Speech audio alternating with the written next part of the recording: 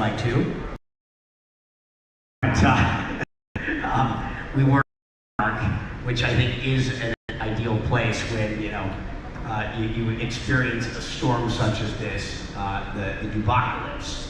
But we survived it. It's one for the record books, and obviously the government did a phenomenal job in all of that. And we've been friends for over 10 years. Yes, I think I was educating you on this space a decade ago, and you were at dinner, if I recall correctly, with long before Block 1 and EOS was founded.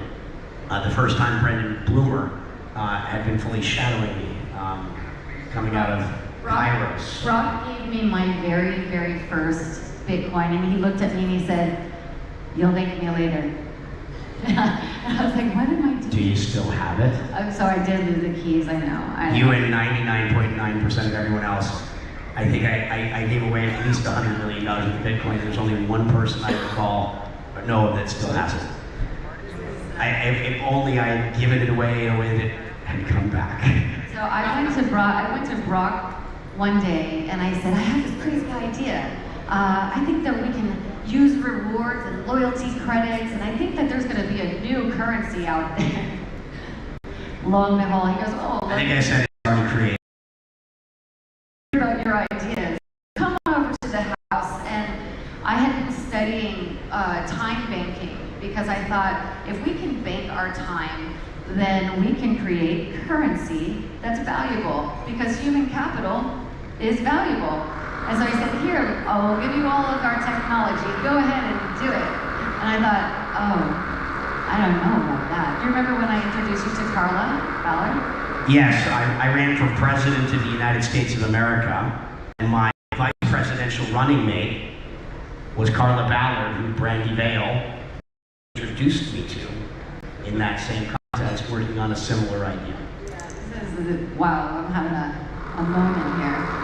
All right, so we're gonna. And through the community, and Michael, we've been friends for over 20 years. You've got a decade plus, you're double decade. So yeah, it's been amazing. Dubai is capital of crypto right now, no question about it. Lots of reasons as to why that is, but it's a pleasure to be here. It's been a phenomenal time, and it's good to be here with everyone. Michael was talking about meme coins. Can we talk a little bit about meme coins? We can definitely talk about meme coins. I was here in this hotel, but in a different room last night, right? I did the keynote at the Meme Coin Summit, closing that out. So these were the only 2 times I left the boat. But meme coins, we're in what, the 4th wave? And the 4th wave is, in my view, being led by meme coins. I always spoke positively about meme coins or community coins or cultural coins like Doge and others, though I have never dabbled. I have to believe in something and truly see its value to dedicate my time and attention to it. And it's because I've been building so many things with utility technology that it just wasn't something that I was slow to figuring this one out. And that's sometimes of having been too deep into something. The pivot of how important meme coins were going to be to our future, it never landed until I came to the realization that Bitcoin was a meme coin. That Bitcoin was the first meme coin. And once I came to that realization is when the whole sort of thing began making sense to me.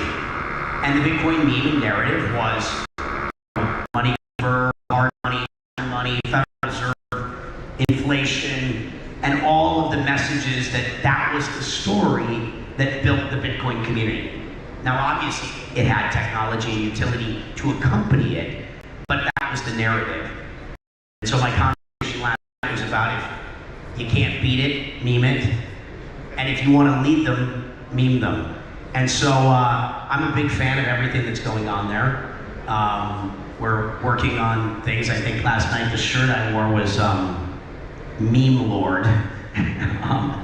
And so the meme community was very happy to see me so actively participating in it. And the things I would add to it, if Walt Disney and the Disney company were being started today, if Stan Lee was building Marvel today, the first thing that you'd probably see is Iron Man as a meme without a comic book, just the beginning of it. Because you would quickly bring a concept to market, see it resonates with the people in the same way music, there's different frequencies of sound, right? Is that vibration there? And is it resonating with you, right? Is it capturing the zeitgeist and the cultural, movement in that moment? And then from there, in a co-creation, community-led endeavor, then would come the comic books, the cartoons, the movies, and all those things would follow secondarily, or the technology that we all aggregate, or the parties and festivals that we all go to.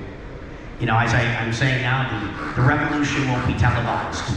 It will be memed. Or as I think Elon Musk had quoted, he who controls the memes controls the universe, for any Frank Herbert Dune fans. I believe that is where this is going. I believe that memes are here to stay, and it's the attention economy. Even if you're building something, unless it's B2B, if it requires a large number of users that have anything sort of consumer-centric, your meme strategy is going to be core to everything. So I'm in. I have a question about politics. Do you think meme coins will be all with all the politicians? What do you think is going to happen with our government? How many of you are buying trading memes? Okay, so majority. I mean, that I think says a lot, right? When a majority are participating. Have you participated in any Politico-fi? How many people are buying political memes? Okay, right now, that's a small number of hands relative to those that are participating. So this is an area of what's going on in memes. It's really a protest vote. Or when you think about gambling markets, right? Prediction markets are, you could go in on political outcome. Is Donald Trump going to win the election? In the 2016 sort of period. In 2024, in terms of the US elections, something new has emerged, which is an alternative to prediction markets, which is really a protest vote that you're seeing happening in advance. So the prediction markets were bets. It wasn't affecting election outcomes. It was a wagering market, which was proving to be a more effective tool in polling. If you want to know the outcome of an election, I wouldn't listen to the pollsters anymore. I wouldn't listen to the newspapers anymore. The prediction markets were more accurate. The betting markets were more accurate in polling. Memes have a component of that. It's also attracting the masses largely in a negative protest vote right now. So take a look at Joe Biden. About a $400 million market cap right now. Look at Donald Trump. About a $39 million market right now. But then you've got Hunter Biden, Elizabeth, something based on Warren. You've got Gary Gensler. So this is a way where the people, in advance of election day, are making their opinion of our elected officials, candidates as the case may be, or their children, saying, we don't like you. We don't like how you're serving the people. And I think that this, as a way of exercising one's view, is not. We'll also see the sort of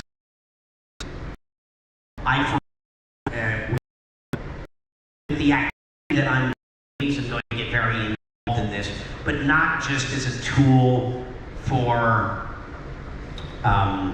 protest, but as something that is designed specifically to impact election outcomes in a very substantial way. For the US, the sleeping giant in America is the youth. The youth already have the numbers in America today. The outcome of the next election. just don't realize it. And they're abstaining and not participating because they don't like what they see. There's also questions, you know, in America, they're not happy with it right now, and so they protest by not participating. But the future is going to happen to you, or it's going to happen with you. So you either are an active participant in choosing your future, or someone else is going to choose it for you. So you need to be a participant. Your participation is required if you want, you know, an amazing future, you know, if you want that quality of life. And so I think there's some pretty interesting in this election. I'm not going to get into the specifics of what hopefully I'm unveiling in short order. But it will be disruptive, and I think the one part I would add, speaking of, I mentioned Marvel, if you think about X-Men, Superman, all your superhero characters, Black Adam, you know, all of these characters, I think it's very possible that when we look at the team that sort of, you know, impacted the world, arguably wanted to change thing that could happen to affect our collective outcome as a planet, as a civilization. It's the election of the next president of the United States of America. A singular event, no, create a bigger impact than that.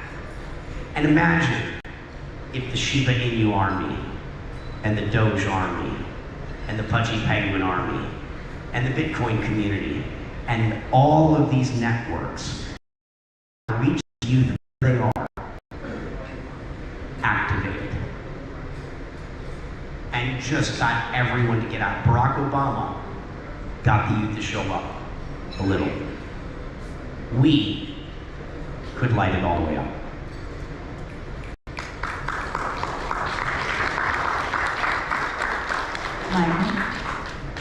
Comment on that, or let me ask some more questions? No, I think that what Brock said is very true. When he was talking about you know, Elon's quote, it reminded me of a quote a long time ago, which was I guess the last century, when you didn't want to fight, you know, the leading newspaper reporter in town, and the quote was something along the lines of, "You don't wage war with someone who buys their ink by the barrel." It was a first quote or something. I mean, that's where Elon Musk's acquisition of Twitter, now X, you know, is such an important move, and it's why Jeff Bezos, you know, bought the Washington Post. It's why David Geffen bought the LA Times, and you know, it's a strategy that many have learned from. The media is an important, well, it's the fourth branch of the U.S. government, the unofficial branch, which is. And this is true, and Elon is of course paid for it now with you know, being taken out of bids for, like, you know, electric cars and space areas where he's way ahead, and SpaceLink, and for political reasons. But it is, as somebody who, you know, ran for president as an experimental last time, what do you see as the dynamics here? I mean, obviously you and I are both RFK supporters. We'll be doing a fundraiser in Las Vegas around the EDC in a couple of weeks. Is this the beginning of some freedom and the ability to break away from the three-party system? Yes, and I know this is getting very United States, but you know what they say is when America gets cold, the whole world sneezes, and it's still true. And so it does matter, despite, you know, the incredible growth and the success of what's happened here in the UAE and Dubai specifically. So it is relevant to all of us. So I hope this is entertaining and informative and helpful. The last time a third-party candidate was to win the election in the United States, because most people say it's impossible, it can't be done. Remember, change your perspective, change your reality. Impossible is spelled I am possible. So the last time a third-party candidate were to win, an independent candidate, was Abraham Lincoln. Abraham Lincoln was the first Republican president. And so when an independent wins, they become the new party. By the way, even within factions internally, Donald Trump overthrew, you know, the incumbent power structure within the Republican Party. It goes by the same name, But, there was an internal, battle within the existing apparatus. Bill Clinton was the last time that happened within the Democrats. They were called the New Democrats, right? Kennedy came in and ran as a Democrat, saying we want to go back to the Kennedy Democrats, which was a moderate Democrat, right? So these things have been happening within the existing structure, and every now and then, very rarely, do you end up with an entirely new, call it, vehicle. I think it's very important. America's very divided and polarized right now to a place that is scary. Like, low probability, but probable. I mean, it's not zero, and it's greater than 1% of civil war. And how do you avoid that? The middle way. Kennedy, I think, is the perfect representation of it. I predicted immediately following my run for president in 2020 that it would be a rematch between Joe Biden and Donald Trump. Said it to everyone the last 3 years, and it was only the last 3 months where people finally said, wow, how did you know? Well, I usually show up and I'm often first at things. I must have some sense of what's coming. And so, is it possible? Absolutely. Kennedy has got double-digit polls right now, higher than Ross Perot, the highest of any independent candidate to date. And here's the thing that I also have been saying, the Wall Street Journal and everybody's written about. To win the presidential election in the United States of America, you need 270 electoral college votes. Meaning, in a two-party race, if there's a tie, it's 269 and 269. If Kennedy wins even a few states, the likelihood of any candidate winning the election goes to near zero. Meaning, in a three-way race, no one wins. It's happened twice in American history. The last time was over 200 years ago. And then what happens is the Speaker of the House becomes interim president of the United States, and then the House of Representatives, with each state getting one vote, chooses the president like they pick the Pope. Someone has to get 26 votes, and they vote over and over again until consensus is reached. And so, is it possible? Yes. Has it been done before? Yes. So, the idea that this is impossible is just looks really, really difficult, and it's so many generations away from what we've experienced that there's just no familiarity with it. But if ever there was a moment for, call it, disruptive, positive change, it feels like an ideal moment for it. I mean, I come from media, I grew up starring in movies, and I can't speak for the world or other cultures, but I can speak for Americans. We don't like syndicated content. We don't like reruns. We're tired. Now, we want some new material, and at least we've got it in the form of a third-party candidate running that represents the middle way that hopefully can bring unity. Kennedy is basically a moderate Republican that is truly the middle of the road, and based upon the polls that I have been doing all of last year and beginning of this year, he didn't take from one side more than the other. He truly is representative. Remember, the U.S. political system, it mostly overlaps.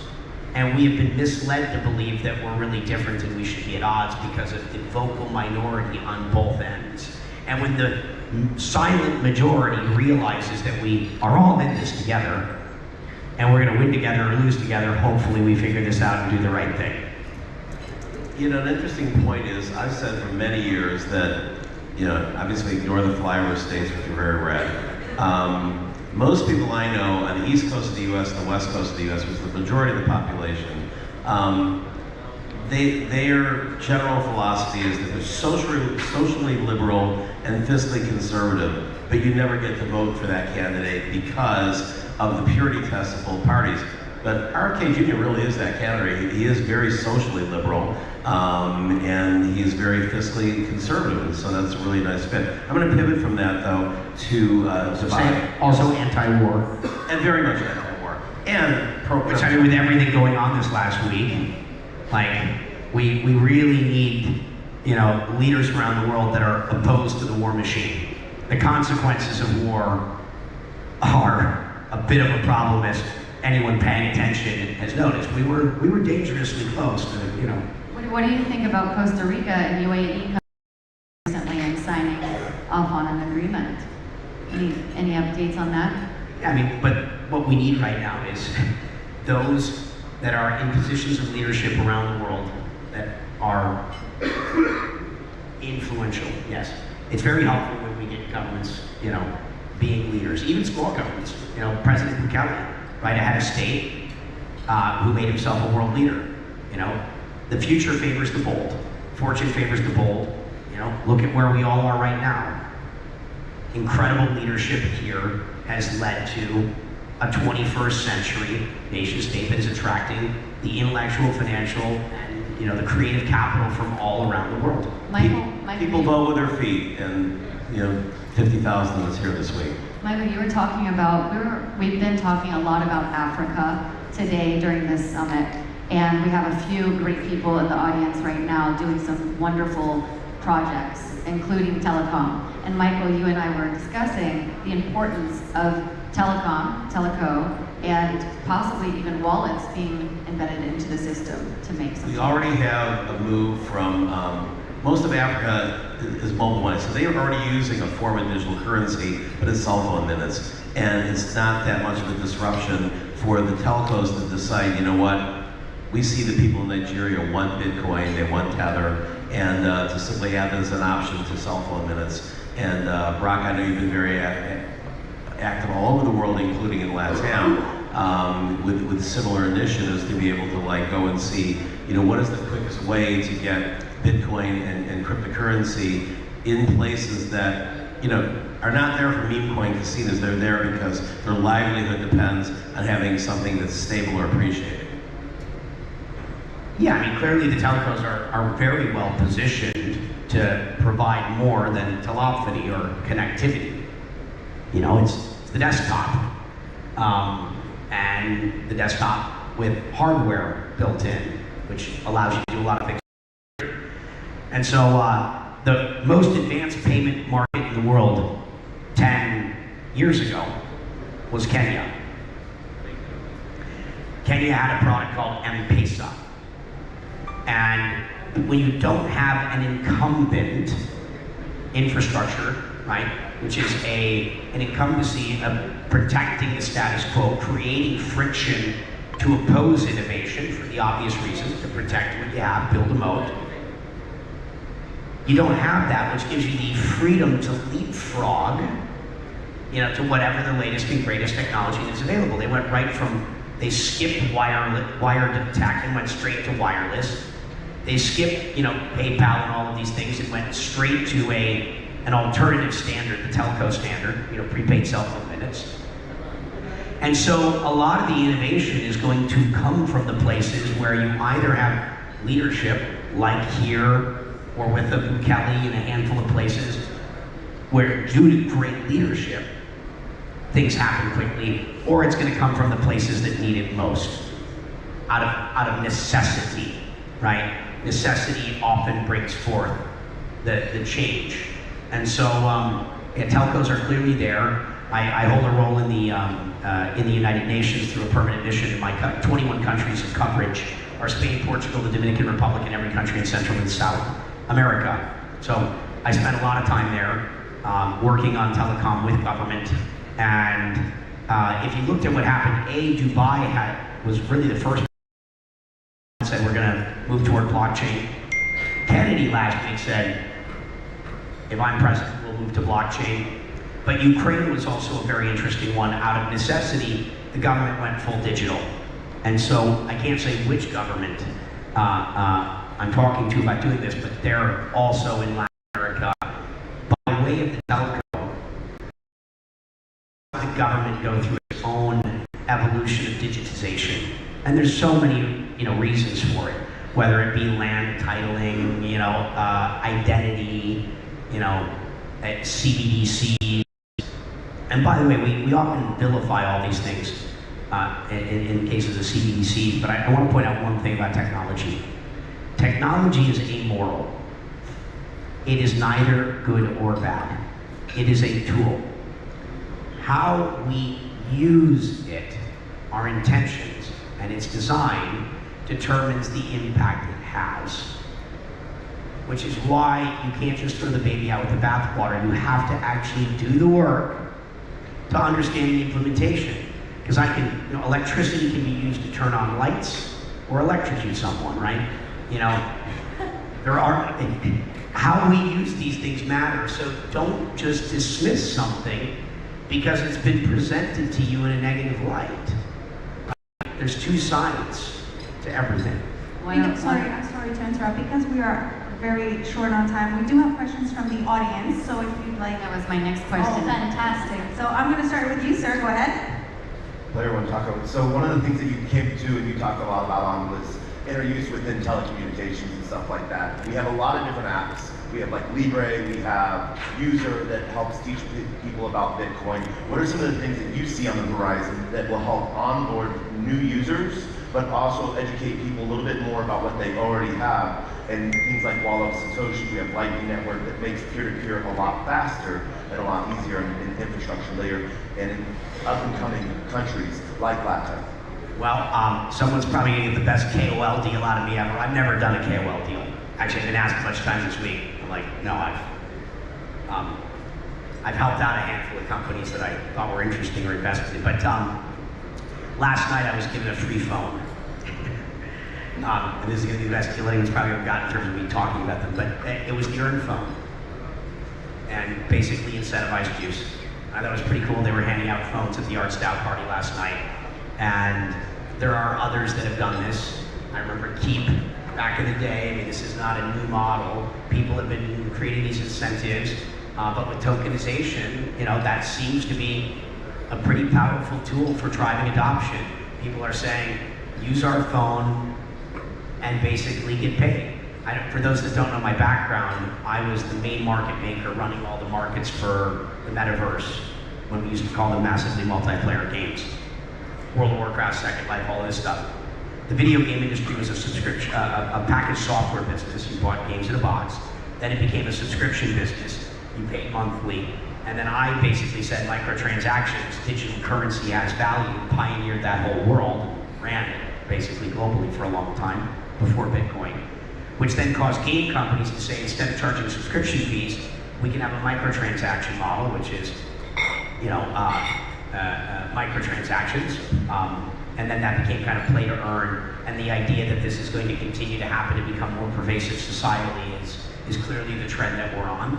So I think that's one of them. Obviously, the telcos becoming, realizing that they want access to the economic participation, what they call on deck. You know, they can put things into the phone from the beginning, which is obviously an opportunity for them. Then you've got people like me acquiring telcos and getting licenses and things around the world, which obviously will make things happen even faster if enough of that happens. Also, friends of mine that have basically done all the prepaid card stuff in developing nations where you go with cash, take things out. I'd say what was delaying everyone is telcos are regulated. And so even though the opportunity has been ever present, people have been reluctant to do it. One major thing changed. You know, I was on Fox, I'll be on Fox News again tonight, I'm talking regularly. The world changed when the Bitcoin ETF was approved. Because everybody looks to America for leadership. And as long as America had not made a decision in terms of how it was going to deal with this industry, it caused everybody to say, well, let's wait a little while longer. Let's wait a little while longer. When the SEC approved those ETFs, you know, they used to always say, and they still even ask, wow, isn't all this the Wild West? I go, well, the Wild West became California, don't ignore it. And I'd say that the Wild West, you know, at least for Bitcoin, is no longer the Wild West. This is institutional. It is greenlit by the SEC and the US government, and there is no chance it's going away, not that it was anyway. But that is the message I would be telling governments all over the world now. You know, this is the time to move. Most people don't want to be first, because first is dangerous. You take the arrows in the back as a pioneer, and generally the second mouse gets the cheese. But you do want to be a fast follower. You want to be watching what others do, and when something is working, you don't want to be last to the party. And I would say the race has begun. I'd say that 2024 is this is the transition year where if I'm a telco, I want to be the first telco in my nation to do this. If I'm a government around the world, I want to be going, because the first to market in the country usually gets a lot more economic value and participation in market share than last place. Last place usually doesn't. So we're seeing, as you were talking about like the Earn phone, we've seen with like want a mobile, the deep in infrastructure growing out, the incentivization, data, like you were saying, time, being sweat economy. Being I'm not sure about everybody creating their own hardware. The hardware business is hard. And sure, you can do a white label, create your own phone as a gift for your community, and make it branded so it's like hip. Yeah, that I think works, but I think it's more of a gimmick. You know, at the end of the day, the people that are going to build the next generation phones that's all they do. So I'm skeptical that that's the answer, but I think it's a great feature and something that, you know, for your community is gift out phones to your, you know, your hardest core users, your super users, etc. So the easy path is really, I mean, as much as I'd love to see T-Mobile go and say they're partnering with Coinbase, that's not going to happen right away, right? It took like a lot of pioneers to get 11 ETFs. I mean, this week I met a company based in Dubai, and unsurprisingly, this is where it's probably going to start, who, and I got to do my due diligence on it, but they claim that they have, you know, licensing here and a deal with a telco that will basically allow you to go in and hook up to your bank account, fully regulated, full KYC, and then basically go and buy Bitcoin with it, send it to other countries that they're on their network. And that's the holy grail, right? If you're able to go in, and whether it's from the telco or from a provider that partnered with the telco and then tries to partner with another telco, that's all you need to get mass adoption is to have an easy way of taking your own phone or buying a phone, signing with a carrier, having the carrier do a partnership, whether it comes from within the carrier or from within the innovator, which in this case, in Dubai it is. And you just pick up the phone and it's as easy as saying, oh, I'm connecting to my bank account. I know how to do that. I've done that with Apple phone, all right? And then you just simply say, I'm going to take $100, I'm going to put it in. Oh, I can buy $100 of Bitcoin. Or I can buy $100 of Dog with Hat, whatever. Or I can buy $100 of Tether and then send that as rupees to India. That changed the game. Next question. Brock, do you think people should have access to on-chain privacy? I mean, yes. I mean, I'm life, liberty, pursuit, happiness sort of person in the liberty category that falls into it.